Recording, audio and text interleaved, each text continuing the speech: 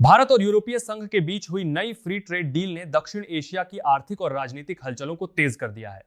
इस समझौते को भारत के लिए बड़ी कूटनीतिक और आर्थिक सफलता के रूप में देखा जा रहा है, जबकि पाकिस्तान और बांग्लादेश में इसे लेकर गंभीर चिंता जताई जा रही है। दोनों देशों के नीति विशेषज्ञों, पूर्व मंत्रियों और उद्योग संगठनों का मानना है कि भारत यू ट्रेड एग्रीमेंट के लागू होने से उनके टेक्सटाइल और गारमेंट सेक्टर पर सीधा असर पड़ेगा और बड़े पैमाने पर नौकरियों पर खतरा मंडरा सकता है। नई दिल्ली में आयोजित 16वें भारत यू शिखर सम्मेलन के दौरान इस ऐतिहासिक फ्री ट्रेड एग्रीमेंट पर सहमति बनी। इस समझौते के तहत भारत के 99% से अधिक निर्यात को यूरोपीय बाजार में आसान और तरजीही पहुंच मिलेगी। अनुमान के मुताबिक लगभग 33 अरब डॉलर के भारतीय निर्यात पर लगने वाला 10% तक का आयात शुल्क आने वाले वर्षों में चरणबद्ध तरीके से समाप्त कर दिया जाएगा। इसके बदले यूरोपीय संघ को उम्मीद है कि 2032 तक भारत को उसका निर्यात दोगुना हो जाएगा। इस समझौते से भारत के कृषि उत्पाद, processed food, textile, readymade garments, IT, professional services और एजुकेशन सेक्टर को बड़ा फायदा मिलने की संभावना जताई जा रही है। यूरोपीय कंपनियों के लिए भारत का विशाल बाजार और बढ़ती उपभोक्ता क्षमता पहले से आकर्षण का केंद्र रही है, लेकिन अब टैरिफ में राहत मिलने से व्यापारिक गतिविधियां और तेज होने की उम्मीद है। हालांकि भारत यू ट्रेड डील की सबसे तेज प्रतिक्रिया भारत के पड़ोसी देशों में देखने को मिल रही है। पाकिस्तान में इस समझौते को लेकर राजनीतिक और आर्थिक हलकों में बेचैनी साफ नजर आ रही है। पाकिस्तानी मीडिया और व्यापार संगठनों का कहना है कि इस डील आर्थिक प्रतिक्रिया से पाकिस्तान के निर्यात, खासकर टेक्सटाइल सेक्टर को बड़ा नुकसान हो सकता है। पाकिस्तान के पूर्व वाणिज्य मंत्री गौहर एजाज ने इस समझौते को पाकिस्तान के लिए गंभीर खतरा बताया है। लाहौर में उद्योगपतियों से बातचीत के दौरान उन्होंने कहा कि भारत यू समझौते के कारण पाकिस्तान के करीब 9 अरब डॉलर के टेक्सटाइल निर्यात पर सीधा असर पड़ सकता है। उनके अनुसार यूरोपीय बाजार में भारत को जीरो या बेहद कम टैरिफ पर पहुंच मिलने से पाकिस्तान की प्रतिस्पर्धात्मक बढ़त खत्म हो जाएगी। गौहर एजाज ने चेतावनी दी कि अगर हालात ऐसे ही रहे तो पाकिस्तान में टेक्सटाइल और गारमेंट इंडस्ट्री से जुड़े 1 करोड़ से ज्यादा लोगों की नौकरियां खतरे में पड़ सकती हैं। उन्होंने यह भी कहा कि पाकिस्तान अब तक यूरोपीय संघ से मिलने वाली विशेष व्यापारिक रियायतों पर काफी हद तक निर्भर रहा है, लेकिन भारत को वही फायदे मिलने के बाद पाकिस्तानी उद्योग के लिए टिके रहना मुश्किल हो जाएगा। पाकिस्तान की अर्थव्यवस्था पहले ही कई चुनौतियों से जूझ रही है। विदेशी मुद्रा भंडार में कमी, ऊर्जा संकट, महंगी बिजली और गैस, ऊंची ब्याज दरें और राजनीतिक अस्थिरता ने उद्योग जगत की मुश्किलें बढ़ा दी हैं। ऐसे में भारत यू ट्रेड डील को पाकिस्तान के लिए एक और झटके के रूप में देखा जा रहा है। विशेषज्ञों का कहना है कि अगर पाकिस्तान सरकार ने तुरंत सुधारात्मक कदम नहीं उठाए तो निर्यात आधारित उद्योगों का संकट और गहरा सकता है।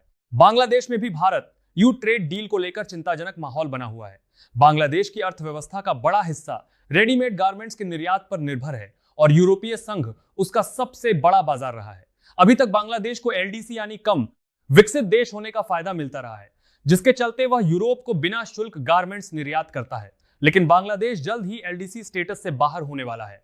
इसके बाद उसे केवल 3 साल की अस्थायी राहत मिलेगी, जिसके खत्म होते ही यूरोपीय बाजार में उसके गारमेंट्स पर 12% तक आयात शुल्क लग सकता है। बांग्लादेशी अखबार डेली स्टार में प्रकाशित एक एडिटोरियल के अनुसार अगर भारत ईयू समझौता पूरी तरह लागू हो गया और बांग्लादेश को नई व्यापारिक रियायतें नहीं मिली तो उसके गारमेंट निर्यात में करीब 16% तक गिरावट आ सकती है। बांग्लादेशी विशेषज्ञों का कहना है कि भारत को यूरोपीय बाजार में जीरो टैरिफ मिलने से प्रतिस्पर्धा और कड़ी हो जाएगी। भारत की मजबूत कॉटन सप्लाई, बड़ा घरेलू उत्पादन और सरकारी प्रोत्साहन उसे लागत के मामले में बांग्लादेश से आगे ले जा सकते हैं। इसके अलावा यूरोपीय खरीदार अब केवल सस्ती कीमत नहीं बल्कि स्थिर सप्लाई, गुणवत्ता और नियमों के पालन को भी प्राथमिकता दे रहे हैं। यूरोपीय संघ के लिए यह समझौता रणनीतिक रूप से भी अहम माना जा रहा है।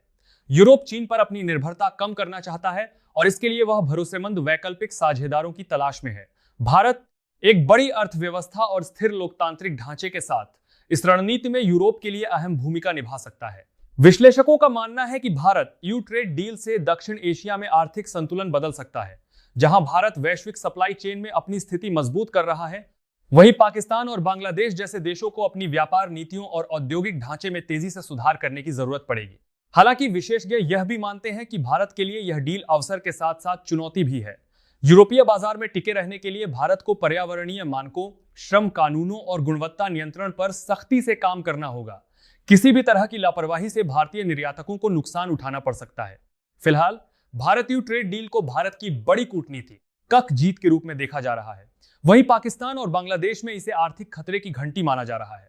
आने वाले वर्षों में यह साफ हो जाएगा कि यह समझौता दक्षिण एशिया के व्यापारिक परिदृश्य को किस हद तक बदल पाता है और कौन कौन से देश इस नई प्रतिस्पर्धा में खुद को ढाल पाते हैं। भारत यू ट्रेड डील को लेकर दक्षिण एशिया में मची हलचल सिर्फ शुरुआती प्रतिक्रिया नहीं मानी जा रही है, बल्कि इसे आने वाले वर्षों में क्षेत्रीय अर्थव्यवस्था की दिशा बदलने वाला घटनाक्रम बताया जा रहा है। व्यापार विशेषज्ञों का कहना है कि यह समझौता भारत को वैश्विक सप्लाई चेन में एक मजबूत विकल्प के रूप में स्थापित करेगा, जबकि उसके पड़ोसी देशों के लिए यह चेतावनी की तरह है कि अगर उन्होंने अपनी नीतियों में सुधार नहीं किया तो वे पीछे छूट सकते हैं। विश्लेषकों के मुताबिक भारत को इस डील से सिर्फ निर्यात में बढ़ोतरी ही नहीं मिलेगी, बल्कि विदेशी निवेश को भी नई रफ्तार मिल सकती है। यूरोपीय कंपनियां अब भारत को एक बड़े मैन्युफैक्चरिंग हब के तौर पर देख रहे हैं। विश्लेषकों के मुताबिक 7 देश के जांच कर जहां से वे न केवल यूरोप बल्कि अन्य बाजारों की भी आपूर्ति कर सकती हैं। इससे भारत में रोजगार के नए अवसर पैदा होने, टेक्नोलॉजी ट्रांसफर बढ़ने और उत्पादन क्षमता मजबूत होने की उम्मीद है। दूसरी ओर पाकिस्तान और बांग्लादेश के लिए यह डील उनके मौजूदा आर्थिक मॉडल पर सवाल खड़े कर रही है। पाकिस्तान में टेक्सटाइल सेक्टर पहले ही ऊर्जा संकट और महंगे कच्चे माल से जूझ रहा है। उद्योग संगठनों का कहना है कि अगर सरकार ने बिजली और गैस की कीमतों में राहत नहीं दी और निर्यातकों को सब्सिडी नहीं दी तो कई फैक्ट्रियों के बंद होने का खतरा है। इससे बेरोजगारी और सामाजिक असंतोष बढ़ सकता है, जो पहले से कमजोर अर्थव्यवस्था पर और दबाव डालेगा। बांग्लादेश में भी चिंता का दायरा सिर्फ निर्यात तक सीमित नहीं है। गारमेंट सेक्टर वहां की अर्थव्यवस्था की रीढ़ माना जाता है और लाखों महिलाएं इसी उद्योग से जुड़ी हैं। विशेषज्ञों का कहना है कि निर्यात में गिरावट का सीधा असर रोजगार पर पड़ेगा, जिससे सामाजिक और आर्थिक अस्थिरता बढ़ सकती है। यही वजह है कि बांग्लादेश सरकार अब यूरोपीय संघ के साथ नई ट्रेड रियायतों पर बातचीत के विकल्प तलाश रही है। यूरोपीय संघ के नजरिए से यह डील सिर्फ व्यापारिक नहीं बल्कि रणनीतिक भी है।